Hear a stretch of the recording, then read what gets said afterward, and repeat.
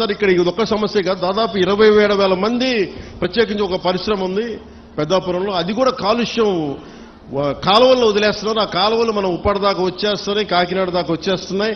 మొత్తం పంట పొలాల్లోకి వెళ్ళిపోతుంది ఆ కాలువ, ఆ నీళ్లు. దానివల్ల అదే భూమిలోకి ఇంకిపోయి అదే మనం ధాన్యం కూడా తింటా ఉన్నాం. దానివల్ల ఒళ్ళు కూడా పారైపోతుంది, క్యాన్సరస్ అవుతుంది అనేది. సో నేను పెట్టుకుంది ఏంటంటే, మనకి చాలా ఈ అభివృద్ధితో పాటు మనకు కావాల్సింది ఖచ్చితంగా పర్యావరణ పరిరక్షణ కావాల్సిందే మనకి. దాంట్లో నేను ఎక్కడ కాంప్రమైజ్ అవ్వట్లేదు. దాన్ని ఎక్కడా కూడా నేను మిమ్మల్ని వంచాలని కూడా నేను ప్రయత్నం చేయట్లా. నాకు మీకు కుదరినప్పుడు నేను రాజకీయాలు వదిలేసి వెళ్ళిపోతాను తప్ప, నేను మీ న్యాయం చేయలేనప్పుడు నేను కూర్చోబెట్టి నాకు నిజంగా మీ గుండెల్లో పెట్టుకున్న అభిమానం కంటే కూడా నేను పదవులుగా నేను ఎంచుకుంటాను. కాకపోతే ఈ పదవి ఉన్నది చాలా మందితో కూర్చొని సామరస్యపూర్వకంగా ఎలా పరిష్కారం చేయాలి అన్నదే నా తపన. సో నేనేం చెప్పానంటే, ముఖ్యంగా నేను చెప్పింది ఏంటంటే, అసలు ఎంత పొల్యూషన్ జరుగుతుంది ఆ ఆడిట్ని ఒకసారి చేయమని చెప్పాం. ఆడిట్ చేద్దాం, అసలు ఎంత కాలుష్యం ఉందనేది చెప్తే అందరూ అడిగారు. జగన్మోహన్ గారు మొత్తం సంఘాల నాయకులందరితో మాట్లాడి, అక్కడ ఉన్న యువతతో కూడా మాట్లాడి, ఈరోజు దాదాపు 100 మంది పైగా వచ్చారు. వాళ్ళందరితో మాట్లాడి మీ ప్రతినిధులుగా మేము అడిగింది ఏంటంటే, జగన్మోహన్ గారు, కలెక్టర్ గారు, కనీసం మాకు 100 days టైం ఉంటే దీని మీద యాక్షన్ ప్లాన్ చేద్దామని ఒకసారి, అంటే ఎలా చేద్దాం దీనికి సంబంధించి. ఎందుకంటే మీరు బోట్లు దెబ్బతినకూడదు, మీకు మీ వేటకి ఇబ్బంది పడకూడదని దీనికి ఏం చేయాలంటే ఒక ప్రాపర్ యాక్షన్ ప్లాన్, ఒక 100 రోజుల సమయం అని అడిగాం. సో మిమ్మల్ని కూడా నేను ప్రతిపాదిస్తుంది, మిమ్మల్ని అభ్యర్థిస్తుంది, మీ అందరినీ వేడుకుంటుంది. మాకు కనీసం ఒక 100 రోజుల సమయం కనుక మీరు ఇస్తే దీనికి ఒక రోడ్ మ్యాప్, ఒక ప్లాన్ క్రియేట్ చేసి మీ ముందు పెట్టి, మీ అందరి అనుమతితోటే మనకి ఉపాధి అవకాశాలు ఉంటూనే మనకి కాలుష్యాన్ని ఎలా నివారించాలి అన్న దాని మీద నా ప్రణాళికకి నాకు కనీసం ఒక 100 రోజుల సమయం కావాలి. ఆ 100 రోజుల సమయాన్ని మిమ్మల్ని ఇమ్మని నేను ఆర్జించడానికే నేను ఈరోజు మీ ముందుకు వచ్చాను. నాకు ఒక 3 నెలల నుంచి 100 రోజుల సమయం కావాలి. సో మీరు ఆ 100 రోజుల్లోపు నేను ఒక రోడ్ మ్యాప్, ఒక పరిష్కార మార్గం, అవసరమైతే దీన్ని క్యాబినెట్లో మాట్లాడతాం, లేదంటే అసెంబ్లీలో కూడా మాట్లాడి మీకు న్యాయం జరిగేలాగా నేను ముందుకు తీసుకెళ్తాను. మీ అందరికీ నేను మనస్ఫూర్తిగా మీకు తెలియజేసుకున్నాను. సో నాకు 3 నెలల సమయం మిమ్మల్ని, ఇది ప్రజాస్వామ్యం, నేను 4 గోడల మధ్య కూర్చొని నేను అడగట్లా.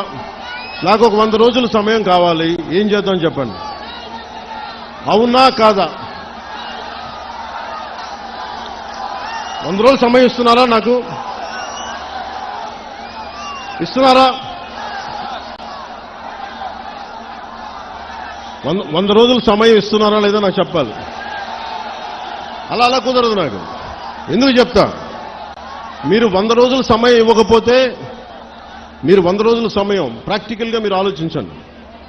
100 రోజుల సమయం ఇవ్వకపోతే, ఎందుకంటే రాత్రికి రాత్రి పొల్యూషన్ ఏం జరుగుతుందో మనం ఆడిట్ చేయడానికి కూడా చాలా టైం పడుతుంది.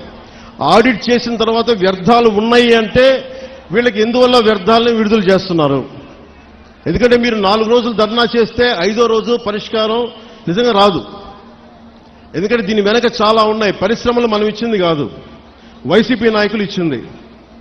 వైసీపీ నాయకులు ఇచ్చిన పరిశ్రమలు మన కూటమి ప్రభుత్వం వచ్చిన తర్వాత ఇచ్చిన పరిశ్రమలు కాదు. సో అందుకని అలా అని చెప్పి వాళ్ళలాగా భయపెట్టి, పారిశ్రామికవేత్తలను భయపెట్టి పారిపోతే అది దేశపరంగా ఇంకోలాంటి సంకేతాలు వెళ్తాయి, అదో ఇంకో సమస్య ప్రారంభమవుద్ది. సో మేము ఆలోచిస్తుంది వయా మీడియాగా మధ్యలో పొల్యూషన్ రాకుండా, మన మత్స్య సంపద చనిపోకుండా ఎలాంటి పరిష్కారం వెతకాలి. అలాగే ఓఎన్జీసీ వాళ్ళు మనకి కొంత కాంపెన్సేషన్ పే చేస్తూ ఉన్నారు, ప్రతి నెలకైనా అడుగుతూ ఉన్నారు. అది మేము పెట్టే ప్రతిపాదన కలెక్టర్ గారితో, సంబంధిత మంత్రివర్గంతో మేము అడుగుతుంది.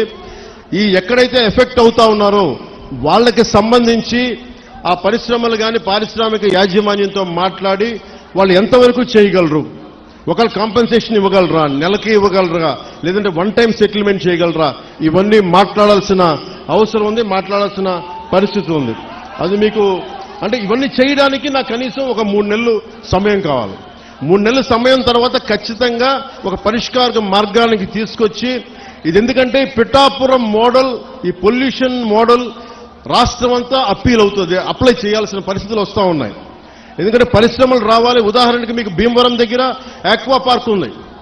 ఆక్వా పార్క్ పెడితే ఏం జరిగింది, అక్కడ కూర్చోబెట్టి రాత్రి గొడవలైనవి. కానీ ఆక్వాపార్ట్ పోలీసులు ఛార్జ్ చేశారు, కేసులు పెట్టారు.